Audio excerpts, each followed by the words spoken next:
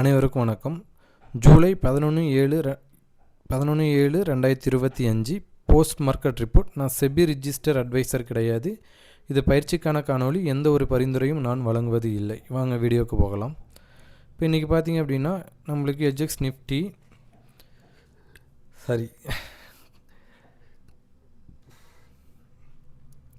இன்றைக்கி பார்த்தீங்க அப்படின்னா நம்மளுக்கு நிஃப்டி வந்து ஓப்பன் வந்து 25,255.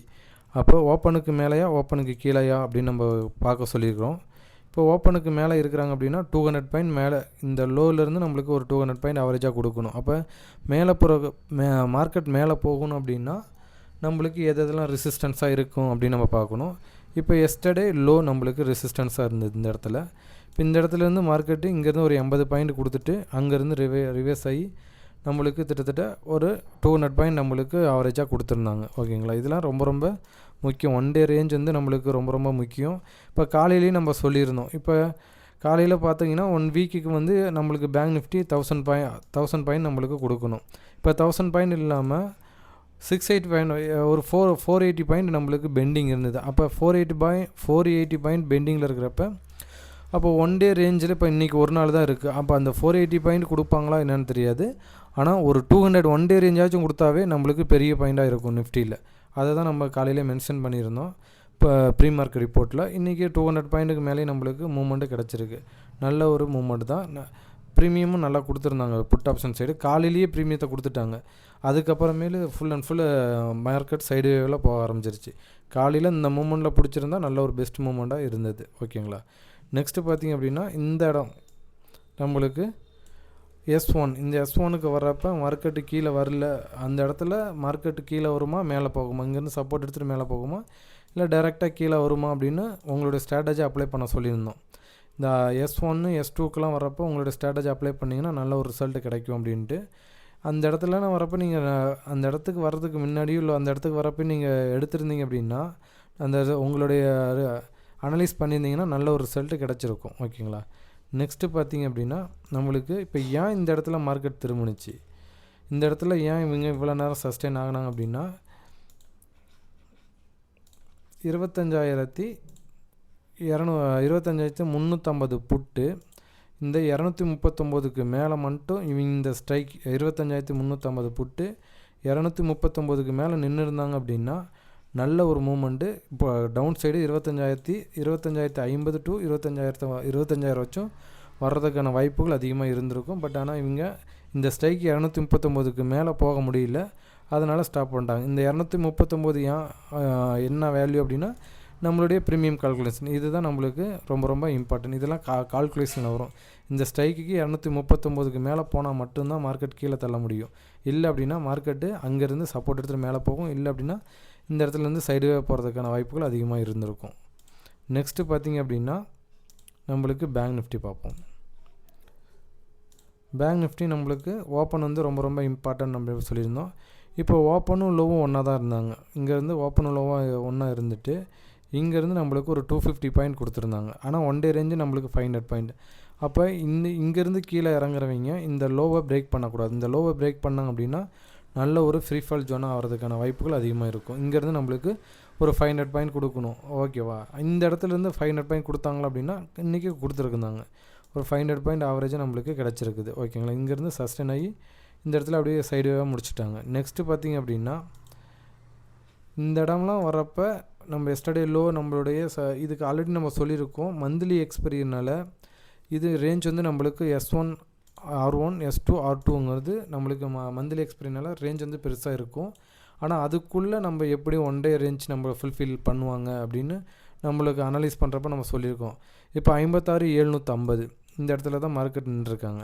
அதேமாதிரி 56,250 அதேமாதிரி மேலே போனாங்கன்னா 57,250 57,750 இதெல்லாம் ஒரு ஸ்ட்ராங் ரெசிஸ்டன்ஸாக இருக்கிறதுக்கான வாய்ப்புகள் அதிகமாக இருக்கும் அப்படின்னு நம்ம சொல்லியிருக்கோம். இதோட சப்போர்ட் ரெசிஸ்டன்ஸ் எந்த அளவுக்கு இதில் வந்து அந்த அளவுக்கு நம்மளுக்கு ரியாக்ட் ஆகாது. ஆனால் ரியாக்ட் ஆகுனுச்சு அப்படின்னா நல்ல பெரிய மூமெண்ட்டாக இருக்கிறதுக்கான வாய்ப்புகள் அதிகமாக இருக்கும். இதில் கூட நம்மளுக்கு ஒன் வீக் ரேஞ்சில் இன்றைக்கி நம்ம காலையில் பார்த்தோம் அப்படின்னா காலையில் நம்ம போஸ்ட் மார்க்கெட் ப்ரீ மார்க்கெட் ரிப்போர்ட்டில் போட்டிருந்தது பார்த்திங்க அப்படின்னா ஒரு 1000 பாயிண்ட் பெண்டிங் இருந்தது. அப்போ இன்றைக்கி ஒரு ஒன் டே ரேஞ்சு ஃபுல்ஃபில் பண்ணாவே நம்மளுக்கு 500 பாயிண்ட் ஃபுல்ஃபில் பண்ணாவே அதுக்கான ஸ்ட்ராட்டஜி நம்மள்ட்ட இருந்தது அப்படின்னா நல்ல ஒரு மூமெண்ட்டு நம்மளுக்கு கிடச்சிருக்கும். ஓகேங்களா.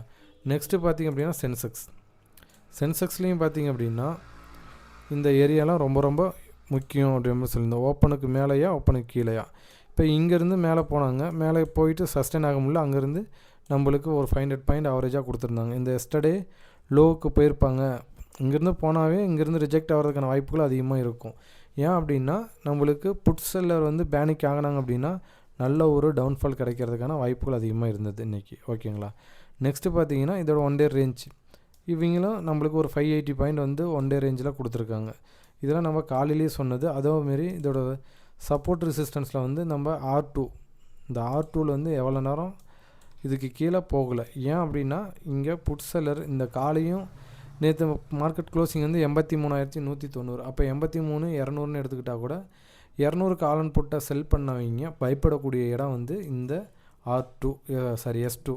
இந்த S2வில் வந்து நம்மளுக்கு அவங்க பயந்துருந்தால் மட்டும்தான் மார்க்கெட்டை கீழே தள்ள முடியும். இல்லை புட் செல்லர் பயப்படல அப்படின்னா கீழே போகிறதுக்கான வாய்ப்புகள் அதிகமாக இருக்காது. ஓகேங்களா. இதில் ஒரு ஸ்ட்ராட்டஜியாக ஃபுல்ஃபில் பண்ணுங்கள். நெக்ஸ்ட்டு பார்த்திங்க அப்படின்னா இதோட டேபிள் நம்ம சொல்லிக்கிட்டே இருக்கிறோம். இந்த டேபிள் வந்து நம்மளுக்கு ரொம்ப ரொம்ப இம்பார்ட்டன்ட். இதுக்கு கீழேயா அதுக்கு மேலேயான்னு இந்த 5 ஸ்ட்ரைக் வந்து ரொம்ப ரொம்ப முக்கியம் அப்படின்னு நம்ம சொல்லியிருக்கோம். ஓப்பன் ஆகலை, பார்க்கலாம். நெக்ஸ்ட்டு வந்து இந்த 5 ஸ்ட்ரைக் வந்து நம்மளுக்கு ரொம்ப ரொம்ப முக்கியம். இந்த 5 ஸ்ட்ரைக்கு இந்த 5 ஸ்ட்ரைக்குள்ளே ½ அன் ஹவருக்கு ஒரு ஸ்க்ரீன்ஷாட் எடுத்து என்ன நடக்குது அப்படின்னு நீங்கள் செக் பண்ணாவே நல்ல ஒரு ரிசல்ட் உங்களுக்கு கிடைக்கிறதுக்கான வாய்ப்புகள் அதிகமாக இருக்கும். நெக்ஸ்ட்டு பார்த்திங்க அப்படின்னா நம்ம காலையில் கொடுத்த ஸ்ட்ரைக் பார்ப்போம். நிஃப்டிக்கு வந்து 25,550 புட்டு இந்த 235க்கு மேலே சஸ்டெயின் ஆகி நின்னாங்க அப்படின்னா மார்க்கெட்டு கீழே வர்றதுக்கான ப்ராபபிலிட்டி அதிகமாக இருக்கும் அப்படின்னு நம்ம சொல்லியிருந்தோம். இல்லை கீழே வராங்க அப்படின்னா 201, 158 ஸ்ட்ராங் சப்போர்ட்டாக இருக்கிறதுக்கான வாய்ப்புகள் அதிகமாக இருக்கும் அப்படின்னு நம்ம சொல்லியிருந்தோம். ஆனால் இப்போ என்ன காலையில் ஓப்பன் ஆகிட்டு இங்கேருந்து நம்மளுக்கு எஸ்டர்டே ஹைலேருந்து இவங்க சப்போர்ட் எடுத்துகிட்டு நல்ல ஒரு அப் மூமெண்ட்டு கொடுத்துருந்தாங்க. இதெல்லாம் நம்மளுடைய ஸ்ட்ராட்டஜி தான். இந்த கோட்டுக்கு கீழே வராங்களா, கோட்டுக்கு மேலே போகிறாங்களா அப்படிங்கிறது நம்மளுக்கு ஓடிஎம் சப்போர்ட் பண்ணாவே தெரிஞ்சிடும். இதில் வந்து மார்க்கெட்டு பேனிக்கில் இருக்காங்க, நல்ல ஒரு மூமெண்ட்டு புட் சைடு கிடைக்க போகுது அப்படின்ட்டு நம்மளுக்கு. நெக்ஸ்ட்டு பார்த்திங்க அப்படின்னா பேங்க் நிஃப்டி பார்த்தோம். பேங்க் நிஃப்டியில் பார்த்திங்க அப்படின்னாலும் 57,600 புட்டு இந்த 886க்கு மேலே நின்னாங்க அப்படின்னா நல்ல ஒரு இம்பேக்ட் கிடைக்கிறதுக்கான வாய்ப்புகள் இருக்கும். இல்லை கீழே வந்தாங்க அப்படின்னா 816, 732 வெரி ஸ்ட்ராங் சப்போர்ட்டாக இருக்கிறதுக்கான வாய்ப்புகள் அதிகமாக இருக்கும் அப்படின்னு நம்ம சொல்லியிருந்தோம். இது எல்லாமே ப்ரீமியம் கால்குலேஷன் இந்த வேல்யூ எல்லாமே. இது பார்த்திங்க அப்படின்னா இந்த 886க்கு மேலே நின்றுட்டு நல்ல ஒரு இம்பேக்ட்டு கொடுத்துருந்தாங்க.